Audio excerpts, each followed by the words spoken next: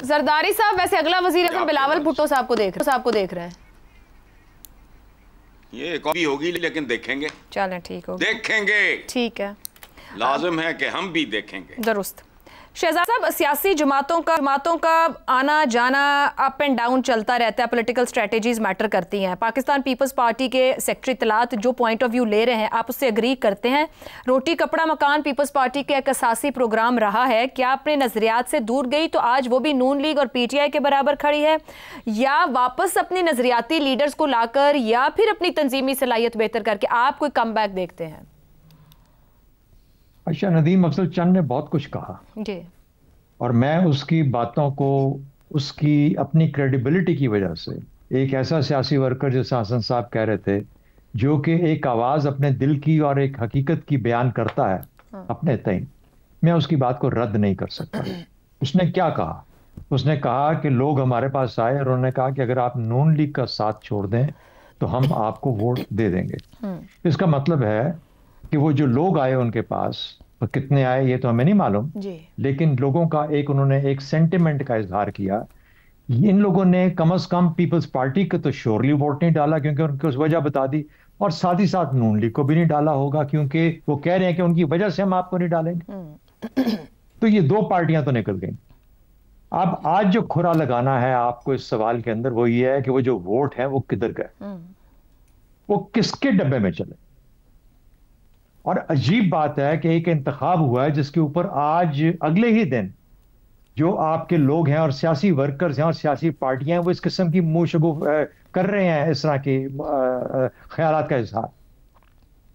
क्या क्या कमाल की बात है कि आप अभी एक जंग से निकले हैं और हमने सवाल किया जब वो 3-4-5 दिन की जंग हुई, हमने कहा क्या वजह है कि हमारा जो सियासी निज़ाम है, जो हमारी बाकी लीडरशिप है, वो उस तरह परफॉर्म नहीं कर पाती जिस तरह आपकी मिलिट्री लीडर परफॉर्म करती है, मिलिट्री लीडरशिप करती है। और हमने कहा कि उसकी वजह ये है, तो पहला जो इम्तिहान था वो ये था ज़िमनी इंतखाब। उसके अंदर एक लीडर कह रहा है कि ना वोट उसको पड़े ना उसको पड़े, लेकिन तीसरे को भी नहीं पड़े, पता नहीं कहां चले गए। तो उनका खोज लगाना जब तक मुमकिन नहीं होगा, हम जौहरी ताकत कहलाने के काबिल नहीं है। हम इस काबिल नहीं है कि हम अपने आप को ये कह सकें कि हम एक ऐसी कौम है जिसकी हर चीज अपनी जगह के ऊपर सही बैठी हुई है।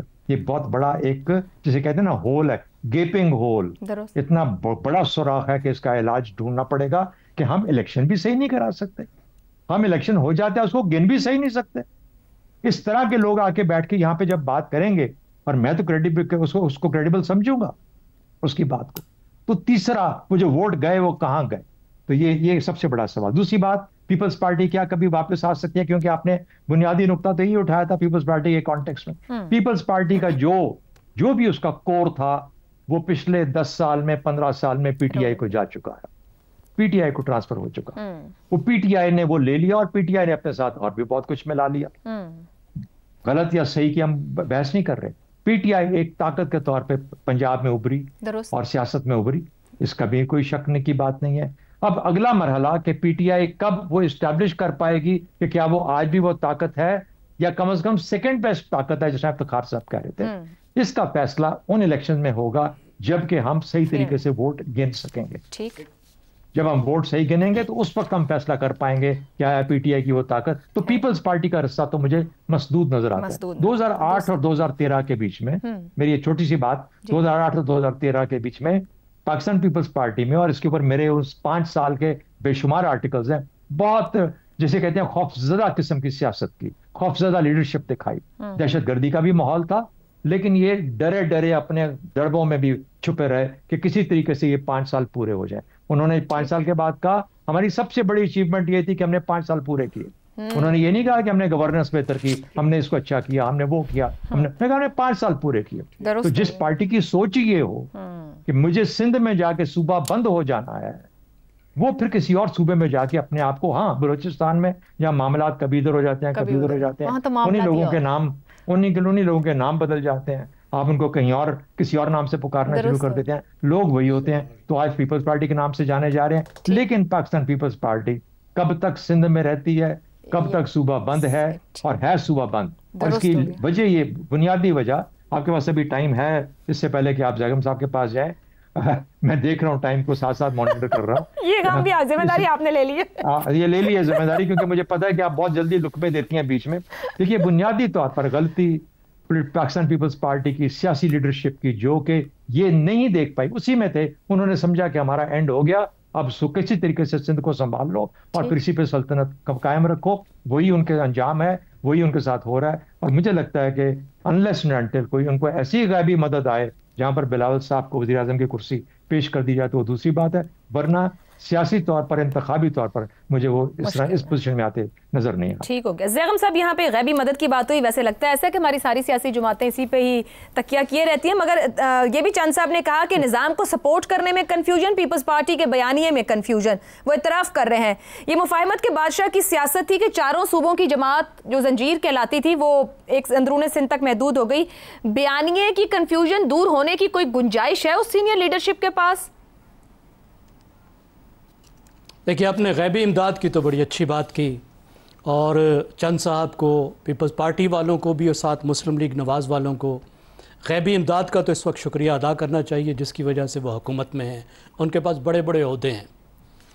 देखिए, एक इम्तिहान में जब मैं स्टूडेंट था तो मैं अच्छे तरीके से पास हो गया, और मेरा एक दोस्त था कैफेटेरिया का और चाय खानों का, जो हर पेपर में फ़ेल हो गया। और उसने कहा कि ज़ैगम चाय खाने पे रात को मेरा वक्त ज़ाय करता था, मैं इस वजह से फ़ेल हुआ। तो पीपल्स पार्टी वाले उस तरह की एक्सप्लेनेशन दे रहे हैं जिस तरह फेल होने वाले स्टूडेंट दिया करते हैं। तो चंद साहब को कौन बताए कि गल वध गई है, ये नैरेटिव शैरेटिव की अब बात नहीं रही। अब इन बातों का कोई फ़ायदा नहीं है। मसला ये है कि पीपल्स पार्टी भी, मुस्लिम लीग नवाज़ भी, ANP भी, जमात इस्लामी भी, JUI भी, कि 20वीं सदी में रह गई हैं। वक्त बहुत आगे निकल गया। नई नस्ल की नब्ज़ पे इनका हाथ नहीं रहा, कि नए वक्त से हम आहंग नहीं रही। और इस पर भी मैं बात करूंगा कि क्यों नहीं रही। 2013 से तो पीपल्स पार्टी के घोड़े ने पंजाब में सब घोड़ों को आगे लगाया हुआ है। आपको पता है ना, जो घोड़ा सबसे पीछे होता है उसने सब घोड़ों को आगे लगाया होता है। कंपेटिटर ही नहीं होती वो 95% हलकों में। दूसरी तो क्या, तीसरे नंबर पे भी नहीं होती, 5वें, 6ठे, 7वें नंबर पे होती है। जिन लोगों का कोई सीरियस कंपटीशन होता है वो पीपल्स पार्टी के टिकट लेने से बेहतर समझते हैं कि आज़ाद लड़ लें, क्योंकि टिकट लिया तो उल्टा गले पड़ जाएगा। पीपल्स पार्टी यहाँ तक पहुँच गई है। 1970 में पीपल्स पार्टी का जितना वोट बैंक था, ज़ियाउल हक के पूरे दौर के बाद 1988 में जब पीपल्स पार्टी वापस आई थी तो उतना ही वोट बैंक था। ये ज़हन में रखिए, 1988 में पंजाब में पीपल्स पार्टी का वोट IGI से ज़्यादा था। हुकूमत नहीं बना सकी थी, वो एक अलग बात है। वो जो खेल हुआ था वो एक अलग बात है। और मैं आपको ये भी बता दूं, 2008 में पीपल्स पार्टी के पास 16% से ज़्यादा वोट थे, तकरीबन 17-18% वोट थे। और उसके बाद मुसलसल पीपल्स पार्टी पंजाब में सिर्फ 5-6% वोटों पे फंसी हुई है। 18% से 5-6%, यह 2 PhDs का फायदा जो जरदारी साहब के पास है। सही, कि वोटर तिहाई रह गए। पहला PhD है इक़्तिदार के साथ रहने का, और दूसरा है वोटर्स को भगाने का, वोट बैंक ख़त्म करने का। यह है असल हकीकत। अब वो जो कह रहे हैं मुस्लिम लीग नवाज के साथ रहने का नुकसान है, इतनी पूरी कहानी है, ये पुरानी कहानी है कि जिस वक्त 2013 के बाद इलेक्शन हारा पीपल्स पार्टी ने, उस वक्त जनाब जरदारी साहब ने तकरीर में कहा, क्या कमाल की तकरीर से, मैं तसव्वुर नहीं कर सकता कोई सियासतदान ये बात खड़े होकर कह सकता है कि मियाँ साहब हम आपकी अपोजिशन नहीं करेंगे।